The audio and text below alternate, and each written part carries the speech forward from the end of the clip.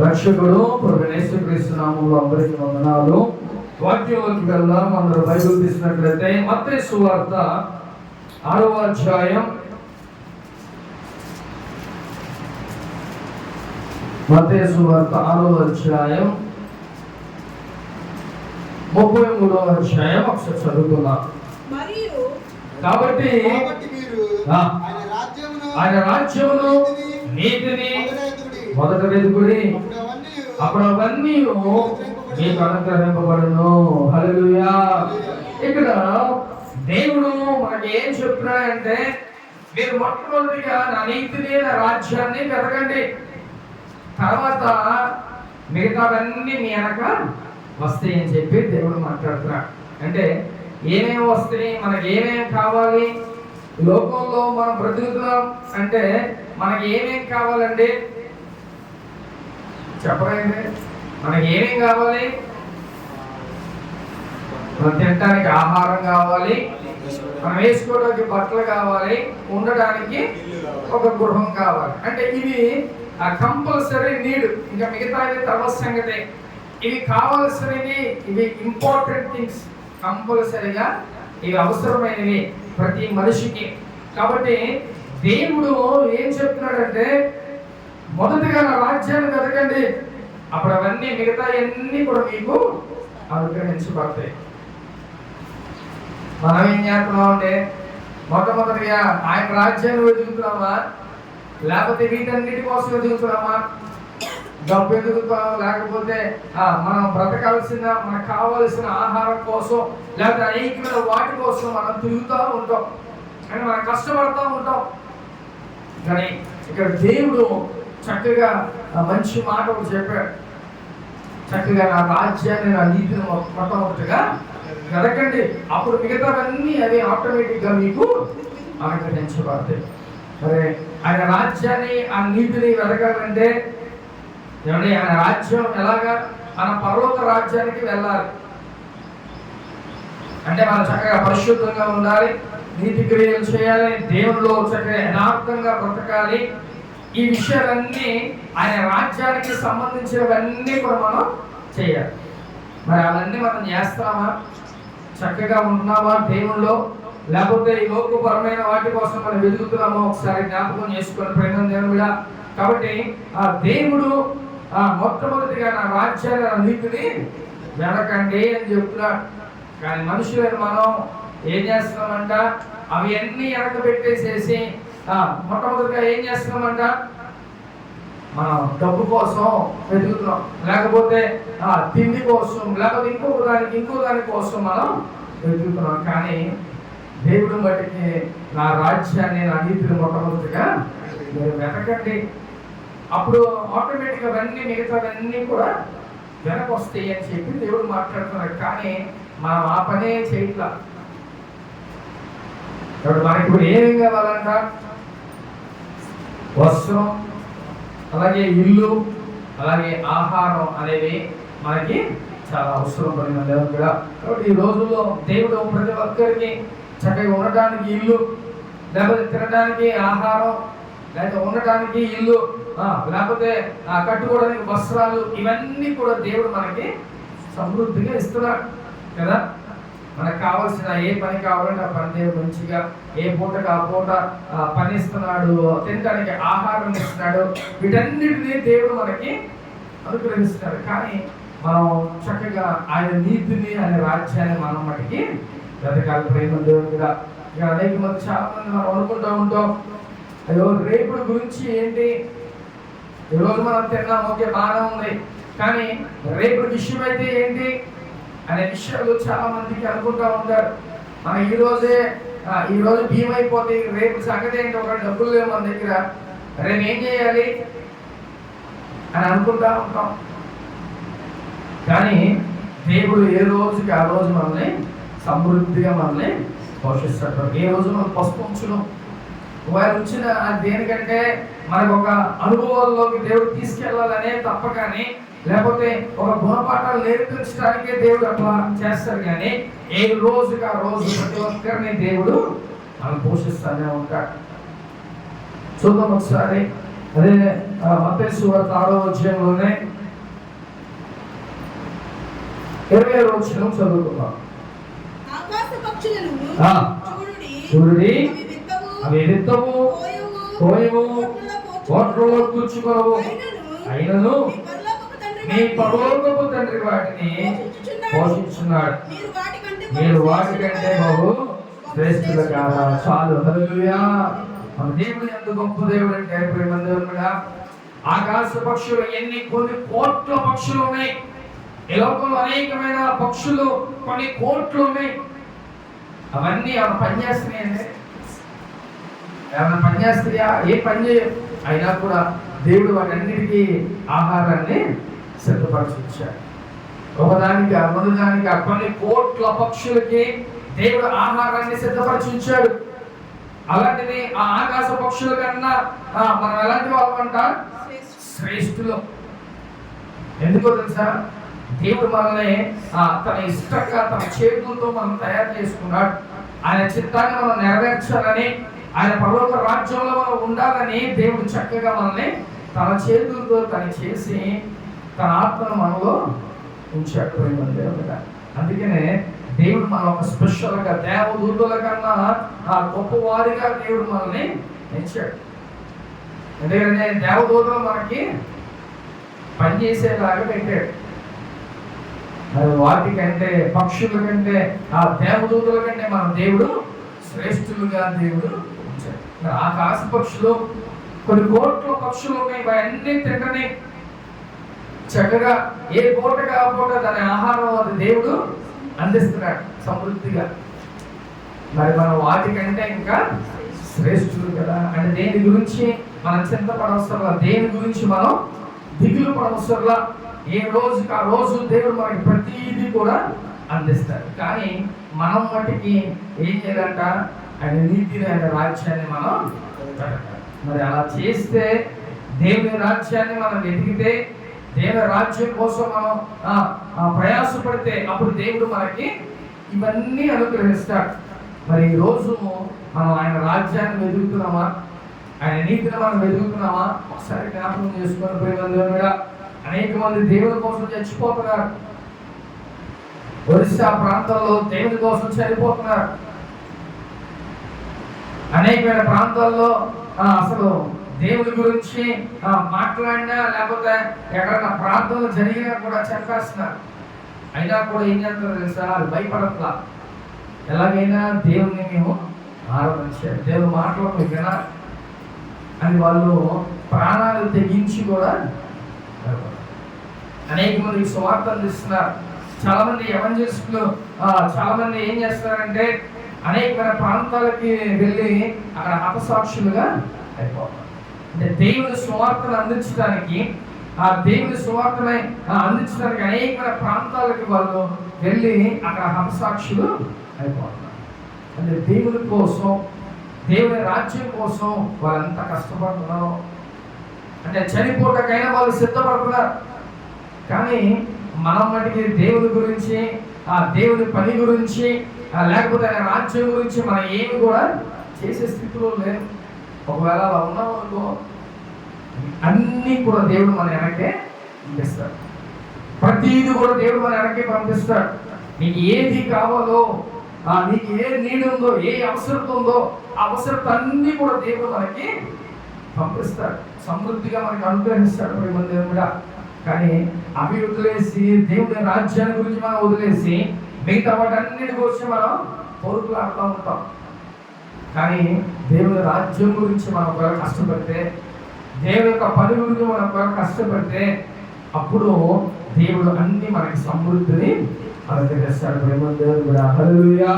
కాబట్టి ఈ లోకంలో మనకి కావలసిన ప్రతి అవసరం మనం తీరాలి అని అనుకుంటే మనం ఏం చేయాలంటే మొట్టమొదటిగా ఆయన నీతిని, రాజ్యాన్ని మనం వెతకాలి. అలా వెతికితే అప్పుడు దేవుడు ప్రతిదీ కూడా మనకి సమృద్ధిని అనుగ్రహిస్తాడు. హల్లెలూయా. కాబట్టి ఇక్కడ ఆకాశ పక్షులు అవి ఏం చేస్తాయంట?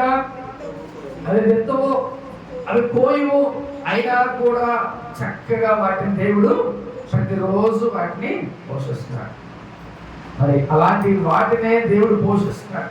మనం చక్కగా మనం పని చేసుకుంటాం. మనకు కావలసిన పనిని దేవుడు మనకు అనుగ్రహిస్తాడు. ప్రతిదీ కూడా మనకి ఆ దేవుడు సమృద్ధిగా అనుగ్రహించి దేవుడు ప్రతిరోజు మనల్ని పోషిస్తూ ఉంటాడు. కాబట్టి మనం కంగారు పడాల్సిన అవసరం ఏమి లేదు. అయ్యో రేపు బియ్యం లేవు, లేకపోతే రేపు మనం వాడుకోవడానికి డబ్బులు లేవు, లేకపోతే ఇంకోటి మనం బాధపడాల్సిన అవసరం లేదు. చక్కగా ప్రార్థన చేసుకొని దేవుని అడిగితే దేవుడు మనకి సమృద్ధిగా అనుగ్రహిస్తాడు. మనం ప్రార్థన చేయకుండా, లేకపోతే దేవుడి సన్నిధికి రాకోకుండా, లేకపోతే దేవుడి రాజ్యం కోసం మనం ఏమీ చేయకోకుండా ఉంటే ఎలా దేవుడు మనకి సమృద్ధిని ఇస్తాడు? ఎలా ప్రతిరోజు మనం పోషిస్తాడు? ఒకసారి జ్ఞాపకం చేసుకోండి. మనం పోషించబడాలంటే మనం మంచిగా సమృద్ధిగా మనకు ఉండాలి. ఏ రోజుకి ఆ రోజు మనం సమృద్ధిగా ఉన్నాయి అని అంటే చక్కగా ఏం చేయాలంట? దేవుని రాజ్యం గురించి, దేవుని రాజ్య వ్యాప్తి గురించి మనం కష్టపడాలి. మనం తప్ప ఇంకెవరు కష్టపడతారండి? దేవుని సువార్తని అందించాలంటే మనం తప్ప ఇంకెవరు అందిస్తారు? ఎవరు దేవుడు పని చేస్తారు? మనం చేయకపోతే దేవుని రాజ్యం కట్టబడదు. కాబట్టి దేవుడు మనకంటూ కొన్ని ఆయన రాజ్యాన్ని కట్టడానికి మనకు దేవుడు కొన్ని ఇస్తాడు, అనుగ్రహిస్తాడు. వాటి అంటే సంఘంలో అనేక మంది కొన్ని టాలెంట్స్ ఇస్తూ ఉంటాడు. పరిచర్య విషయాల్లో, అనేకమైన విషయాల్లో కొంతమందికి దేవుడు కొన్ని అనుగ్రహిస్తాడు. వాటిని బట్టి చక్కగా దేవుని రాజ్యం కోసం మనం కష్టపడాలి. కాబట్టి ఇక్కడ ఆకాశ పక్షులు అవి ఎత్తవు, కోయవు, కోట్లలో దాచుకో, అయినా వాటిని పోషిస్తున్నాడు దేవుడు. కానీ దేవుడు ఏం చెప్తున్నాడు తెలుసా? వాటికంటే మనం శ్రేష్ఠులు అని దేవుడు చెప్తున్నాడు. కాబట్టి ఏ రోజుకి ఆ రోజు దేవుడు మనకు కంపల్సరిగా పోషిస్తాడు. ప్రేమ దేవుడా, హల్లెలూయా. చూద్దాం ఒకసారి 27-28 చదువుదాం. చింతించుట వలన అది ఎక్కువ చేసుకోగలను. వస్త్రములను గురించి మీరు చిన్న పిల్లల అడవి పువ్వులు ఆలోచించుడి, అవి కష్టపడవు, పడకవు. చాలు, హల్లెలూయా. ఇక్కడ మనం అనేక సార్లు మన యొక్క సమస్యల గురించి, బాధల గురించి, వీటన్నిటి గురించి మనం ఆలోచిస్తూ ఉంటాం. కానీ ఇక్కడ ఆలోచిస్తే ఏమైందంట? ఆ సమస్యలు ఏం మనకి తీరం. మన ఆలోచన మూలన ఏం చేస్తాయంటే అనారోగ్యాలు తప్ప, తలనొప్పులు, లేకపోతే బీపీలు, లేకపోతే ఇంకో రోగాలు వచ్చేస్తూ ఉంటాయి. కానీ ఆ సమస్యలు తీరం. కానీ నువ్వు చక్కగా నీ చింత యావత్తు ఆయన మీద వేసాయి. దేవా, ఆకాశ పక్షులను పోషిస్తున్నావు, మరి వాటికన్నా మమ్మల్ని శ్రేష్ఠులుగా ఉంచావు కదా, మరి వాటిని పోషిస్తున్న మమ్మల్ని కూడా పోషించవా అని నువ్వు ప్రార్థన చేస్తే దేవుడు కంపల్సరిగా నీ అవసరాలన్నీ తీరుస్తాడు. నీ ఏ ప్రాబ్లమ్స్ ఉన్నా, ఎలాంటి సమస్యలు ఉన్నా కూడా వాటన్నిటి నుంచి దేవుడు నిన్ను తప్పించగలడు. కాబట్టి నువ్వు ఆలోచన మానేసి ఏం చేయాలి? ప్రార్థన చేయి. చక్కగా దేవుడి పని, దేవుడి రాజ్యం గురించి నువ్వు పని చేయి. అప్పుడు మిగతావన్నీ ఆయనే చూసుకుంటాడు. నువ్వు నా పని చేస్తే నేను నీ పని చేస్తాను. కాబట్టి దేవుడి పనిని మనం చేయగలిగితే ఆయన నీ పనిని చూసుకుంటాడు. నీ అవసరపలన్నీ కూడా దేవుడు తీరుస్తూ ఉంటాడు. దేవుడు ఈరోజు మన దేవుని సువార్త, దేవుని రాజ్యం గురించి మనం ఏమైనా పాటుపడుతున్నామా, ఏమైనా పని చేస్తున్నామా? ఒకసారి జ్ఞాపకం చేసుకుంటే ప్రేమ దేవుడా. కాబట్టి మనం ఏం చేయాలంట? ఆలోచించాల్సిన అవసరం లేదు, మనం చింతించాల్సిన అవసరం లేదు. అలా ఉంటే మనకి అనారోగ్యాలు తప్ప ఇంక వేరే ఉండవు. మనం ఉంటే ప్రతిదీ కూడా దేవుని మీదే లేదు. ఆయన మీద వేస్తే దేవుడు వాటి అన్నిటి నుంచి నీకు విడుదలిస్తాడు. ప్రేమ దేవుడా, హల్లెలూయా. చూద్దాం ఒకసారి 31వ అధ్యాయం కూడా. ఏమి తిందుమో, ఏమి త్రాగుదుమో, ఏమి ధరించుకుందుమో అని సిద్ధపడి చాలు, హల్లెలూయా. నిజంగా ఎంత గొప్ప మాట అంటే, మనం ఏం తిందామా, ఏమి కట్టుకుందామా, ఎలా జీవిస్తామా, ఎలా బ్రతుకుదామా అని ఆలోచించమాకండి. దేవుని బిడ్డలంట అలా ఆలోచించారంట. అదే అన్యులు అయితే అలా ఆలోచిస్తారు, అన్యులు అలా ఆలోచిస్తారు. కానీ దేవుని బిడ్డలుగా మనం అలా ఆలోచించాల్సిన అవసరం లేదు. చక్కగా దేవుణ్ణి అడిగితే ఏ పూటకి ఆ పూట దేవుడు మనకి ఆహారాన్ని సిద్ధపరుస్తాడు.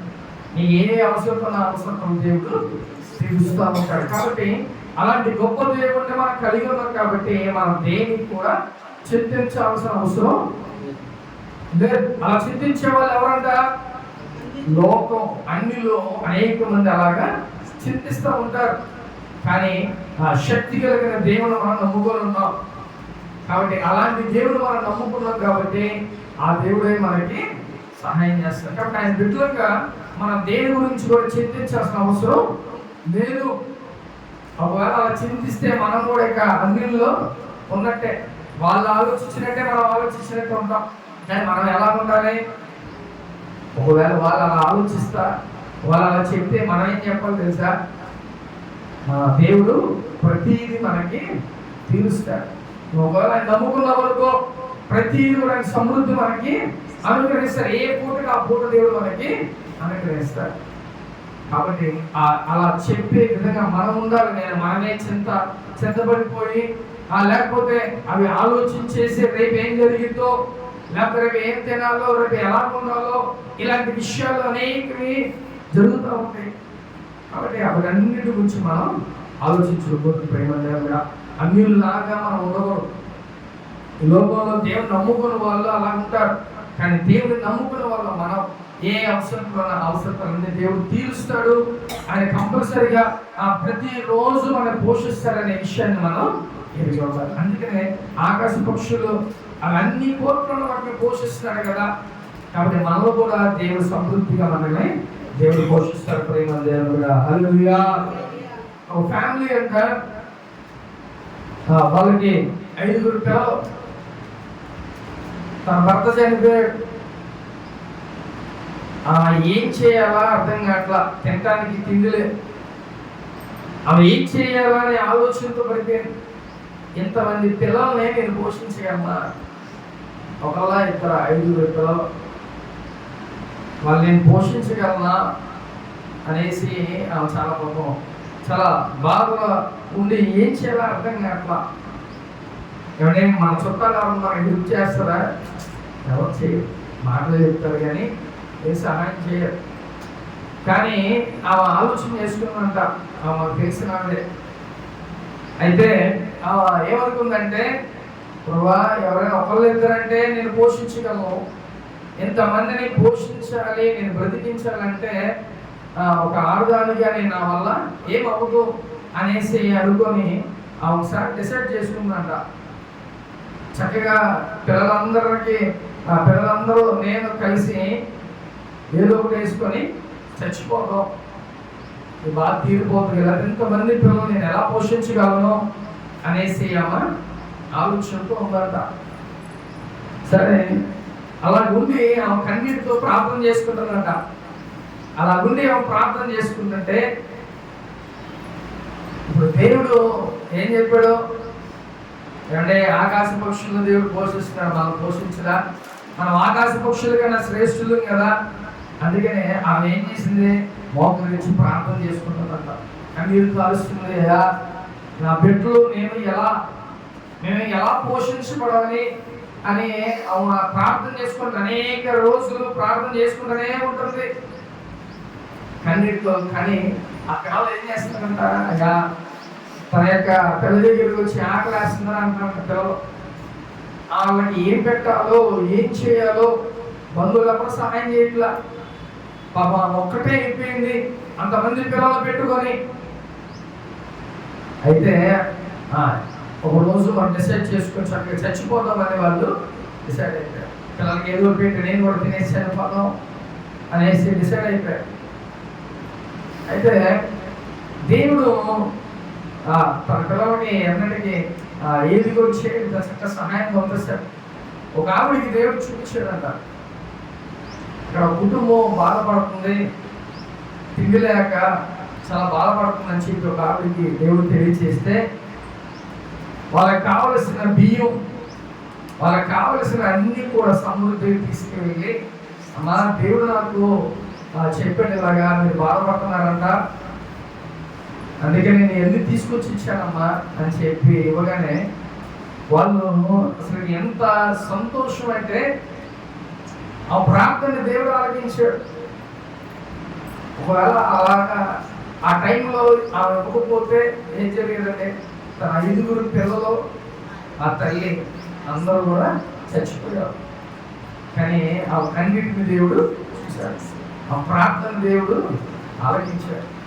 కాబట్టి ఎప్పుడైతే ఆ యొక్క సహోదరుని తీసుకువెళ్ళి ఇచ్చిందో ఆ మొమెంట్ ఒక ధైర్యం వచ్చిందంట, ఒక ధైర్యం వచ్చింది. ఎందుకంటే నా దేవుడు నా ప్రార్థన ఆలకించాడు, ఎలాగో సహాయం చేశాడు, కాబట్టి నా బిడ్డను ఎలాగో పోషించుకోవాలి అని ఇంకా ఆ ధైర్యంతో చక్కగా ఉంది ఆమె నా పిల్లలను పోషించుకోవాలి.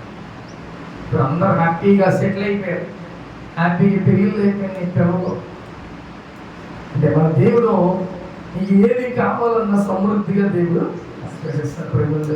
దేని కూడా కంగారు పడమార్గో నాకు ఎవరు లేరులే, నాకు సహాయం చేసేది ఎవరు లేడు అని నువ్వు అనుకుంటూ ఉంటావు. కానీ దేవుడు నీకు చక్కగా మంచి సహాయం దేవుడు పంపిస్తాడు. ప్రార్థన చేయి, కన్నీరు కావచ్చు, ఏదో ఒకటి నుంచి దేవుడికి సహాయాన్ని అందిస్తాడు. ఎందుకంటే లోకంలో అనేకమైన కార్యాలు మనం చూస్తారని మన జీవితంలో జరుగుతూనే ఉన్నాయి. కాబట్టి దేవుడు అనుదినం మనకి ప్రతిరోజు కూడా దేవుడు మనకి ఆహారాన్ని సిద్ధపరుస్తాడు. కాబట్టి ఏం తిందామా, లేకపోతే ఏం ధరిస్తామా, లేకపోతే ఏంటి మన పరిస్థితి రేపు ఏంటి అని మనం చింతపడిన అవసరం. లోకస్తులు అలా ఆలోచిస్తారంట, కానీ దేవుడిని కలిగిన వారు మనం ఎలా ఉంటామంట, ధైర్యంగా మనం ఉన్నాం. మన దేవుడే మనం పోషిస్తాడు. ఆకాశ పక్షులు అవి వెత్తవు, కోయి అసలు అవి పనే చేయవు, అయినా అవి సమృద్ధిగా తింటున్నాయి, హ్యాపీగా ఉంటున్నాయి. కాబట్టి మనం కూడా హ్యాపీగా దేవుని మీద మనం భారం వేసి మనం ప్రార్థన చేసుకుంటే దేవుడు మనకి సమృద్ధిని మనకి అనుగ్రహిస్తాడు. ప్రేమ దేవుని కూడా హల్లెలూయా. కాబట్టి ఈ రోజు ఎవరైతే చింత పడుతున్నారో ఆ చింత యావత్తు దేవుని మీద వేసేయండి. అప్పుడు దేవుడు నీకు సమృద్ధిని అనుగ్రహిస్తాడు. ఆయనే మీ భారం అంతా మోస్తాడు. నీ ఏ అవసరతైనా అవసరం అంతా కూడా ఆయనే చేస్తాడు. కానీ నువ్వు చేయాల్సింది ఏంటంటే ఆయన రాజ్యాన్ని, ఆయన నీతిని నువ్వు వెతకాలి. అంటే చక్కగా ప్రార్థన చేసుకోవాలి, బైబిల్ చదువుకోవాలి, దేవుని సన్నిధికి రావాలి, అనేక మందికి దేవుని సువార్తను అందించాలి, దేవుని పనిని నువ్వు చేయాలి. ఆయన కోసం నువ్వు కష్టపడితే ఆయన కూడా నీ కోసం సమృద్ధిని అనుగ్రహిస్తాడు. మరి నువ్వు అలా చేస్తున్నావా, అలా ఉన్నావా ఒకసారి ఆలోచించి ప్రియమైన దేవుడా, అలా ఉండగలిగితే దేవుడు నీకు సమృద్ధిని ఇస్తాడు. కాబట్టి మనం ఏం తిందామా, ఏం త్రాగుదామా, ఏం ధరించుకుందామా అని చింతపడమాట. అది చింతపడాల్సిన వాళ్ళు ఎవరంట, అన్నిలు చింతపడాలి. దేవుని నమ్ముకునే వ్యక్తులు అలా చింతపడతారు. కానీ మనం దేవుని నమ్ముకున్న బిడ్డలంగా మనం రేపటి గురించి ఏం చింతపడవసరం. చక్కగా దేవుడు మనకి సమృద్ధిని అనుగ్రహిస్తాడు. హల్లెలూయా. చూద్దాం ఒకసారి ఆఖరిగా అదే అధ్యాయం 32వ వచనం చదువుకుందాం. ఇవన్నీ మీకు కావాలని మీ పరలోకపు తండ్రికి తెలియను. చాలు. హల్లెలూయా. ఏమని ఏ అవసరంతో లేదా ఏం కావాలో అవన్నీ మీ పరలోకపు తండ్రికి తెలిసాక నువ్వే బాధలు గుండా వెళ్తున్నావో, లేకపోతే నువ్వు ఏ సమస్యలు గుండా వెళ్తున్నావో అవన్నీ మన యొక్క ఎవరికి తెలియకపోయినా, నువ్వు చెప్పలేని బాధలు ఉన్నా అవన్నీ ఎవరు చూస్తూ ఉంటారంట, మన దేవుడు చూస్తాడు. మనం చాలా మంది మనం అనుకుంటుంటాం, నాకు ఎవరు సహాయం చేయట్లా, నా బంధువులు, నా స్నేహితులు, లేకపోతే నా ఇరుగు పొరుగు వాళ్ళు ఎవరు కూడా మమ్మల్ని ఆదరించట్లా, మమ్మల్ని చూడట్లా అని అనుకుంటున్నామేమో. కానీ నా దేవుడు నిన్ను చూస్తున్నాడు. ఆయన నీకు సహాయం చేస్తాడు, ఆయన నిన్ను ఆదుకుంటాడు, ఆయన నిన్ను ఆదరిస్తాడు. కాబట్టి అలాంటి దేవుడు నిన్ను చూస్తున్నాడు. కాబట్టి నువ్వు దేని గురించి కూడా చింతపడవసరంలా. నీ సమస్యలన్నీ ఆయన చూస్తున్నాడు, లేకపోతే నీ బాధలన్నీ ఆయన చూస్తున్నాడు. కాబట్టి దేవుడు నీకు సమయానికి దేవుడికి సహాయాన్ని అందిస్తాడు. హల్లెలూయా. అందుకోసం దేవుడు మనకు కలిగి ఉన్నారు. కాబట్టి నీ పరలోకపు తండ్రి నీ బాధలని, సమస్యలన్నిటినీ ఆయన చూస్తున్నాడు. ఎవ్వరు చూడకపోయినా ఆయన చూస్తున్నాడు నీ బాధలు. కాబట్టి వాటన్నిటి నుంచి దేవుడు నిన్ను విడిపిస్తాడు. కాబట్టి ఆయన నన్ను చూస్తున్నాడు. కాబట్టి ఇక మనకి చింతేమి అవసరంలా, మనకి ఏ బాధ కూడా అవసరంలా. ఆయన చూస్తున్నాడనే విశ్వాసం నీకు ఉంటే దేవుడు నీకు సమయానికి దేవుడు నీకు ప్రతిదీ కూడా సమకూరుస్తాడు ప్రేమ దేవుడు కూడా. కాబట్టి ఈరోజు దేవుడు మనతో మాట్లాడే మాట ఏంటంటే, నీకు ఏది కావాలన్నా, నీకు ఆహారం కావాలన్నా, వస్త్రాలు కావాలన్నా, లేకపోతే నీకంటూ ఉండడానికి ఒక ఇల్లు కావాలన్నా, అవన్నీ దేవుడు నీకు సమృద్ధిగా ఇవ్వగలడు. కానీ నువ్వు ఏం చేయాలంట? ఆయన రాజ్యాన్ని, ఆయన నీతిని నువ్వు వెతకాలి, ఆయన పని చేయాలి. అలా ఉంటేనే చక్కగా మిగతావన్నీ నీ వెనక వస్తాయి. అవి ఎలా అవుతాయి? చేస్తేనే వస్తాయి. నువ్వు చేయకోకుండా రావాలంటే రా. కాబట్టి నువ్వు దేవుని రాజ్యం కోసం కష్టపడాలి, దేవుని రాజ్యం కోసం నువ్వు వెతకాలి. అలా చేయగలిగితే చక్కగా నీకు ఏది కావాలన్నా, నీ అవసరాలన్నీ కూడా దేవుడు నీకు పంపిస్తాడు ప్రేమ దేవుడు. హల్లెలూయా. కాబట్టి నువ్వు ఏమి ఆలోచించాల్సిన అవసరం కూడా లేదు. నీ చింత యావత్తు ఆయన మీద వేసే, నా దేవుడు ఇవన్నీ నాకున్న సమస్తాన్ని ఆయనకు తెలుసు. నా బాధలేంటో, నా కష్టాలేంటో, నా సమస్యలేంటో అవన్నీ ఆయనకు తెలుసు. ఆయన చూస్తున్నాడు. కాబట్టి నువ్వు దిగులు పడిన అవసరంలా, అయా వీటి నుంచి నన్ను విడిపించు అని ప్రార్థన చేయగలిగితే దేవుని ప్రతి సమస్య నుంచి నేను దేవుడు విడిపించు. కాబట్టి ఈరోజు దేవుడు నువ్వు ఆయన నీతిని, రాజ్యాన్ని మొట్టమొదటిగా వెతకండి. అప్పుడు అది వెతికితేనే మిగతావన్నీ కూడా మీకు సమృద్ధిగా దేవుడు అనుగ్రహిస్తాడు. అది చేయకోకుండా మనకి సమృద్ధి రా. దేవుడి కోసం మనం ఏం చేస్తున్నాం అనేది ఒక క్వశ్చన్, అది మనకి ఉండాలి. మనం ఏం చేస్తున్నాం అవన్నీ మనకి ఆలోచన కలిగి ఉండాలి. దేవుడి పని మనం చేయగలిగితే, దేవుడి కోసం మనం ఏం చేస్తున్నామో ఏంటో ఇవన్నీ కూడా దేవుడు చూస్తూనే ఉంటాడు. నువ్వు ఆయన పని చేయి, ఆయన నీతి రాజ్యాన్ని కోసం కష్టపడు, వెతుకు. అలా వెతికితే అన్ని కూడా మిగతావన్నీ నీకు వెనకాల నీకు వచ్చేస్తాయి ప్రేమ దేవుడు. హల్లెలూయా. కాబట్టి ఆకాశ పక్షులు లేకపోతే జంతువులు ఏది కూడా అవి పని చేసుకో, లేకపోతే అవి సమకూర్చుకో. చక్కగా ఏ రోజుకి ఆ రోజు దేవుడు ఆహారం సిద్ధపరుస్తుంది కదా. మరి వాటికంటే శ్రేష్ఠమైన మనం, దేవుడు మనకి సమృద్ధినిస్తాడు. నువ్వు దేనికి కూడా భయపడాల్సిన అవసరం లేదు. హ్యాపీగా మనకంటూ దేవుడు పనిస్తున్నాడుగా చేసుకోవడానికి. చక్కగా వాటిని చేసుకుని హ్యాపీగా మనం దేవుడు మనకి సమృద్ధిని అనుగ్రహిస్తాడు. కాబట్టి ప్రేమ దేవుడా, మొట్టమొదటిగా మనం ఏం చేయాలంట? ఆయన నీతిని, ఆయన రాజ్యాన్ని మనం వెతకాలి. ఇవన్నీ మనం చేస్తున్నామా? ఆయన పని కోసం మనం ఏం చేస్తున్నామో ఒకసారి మనం జ్ఞాపకం చేసుకోవాలి. హల్లెలూయా. ఆత్మ చూసిన మాట చెప్పడం కాక అందరూ మోకరించండి, ప్రార్థన చేసుకుందాం.